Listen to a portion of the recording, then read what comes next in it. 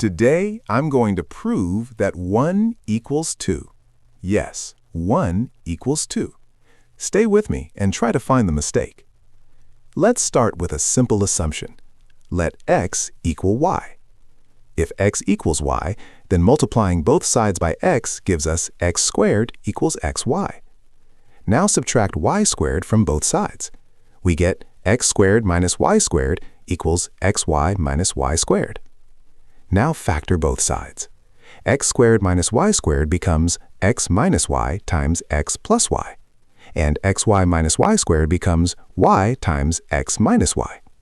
So now we have x minus y times x plus y equals y times x minus y. Now we cancel x minus y from both sides. That leaves us with x plus y equals y. But remember, we started with x equals y. So replace x with y. Now we get y plus y equals y. That means 2y equals y. Now divide both sides by y. We get 2 equals 1. So did we just prove that 1 equals 2? No. This is where the trick is hiding. The mistake happened when we canceled x minus y, because at the very beginning we said x equals y.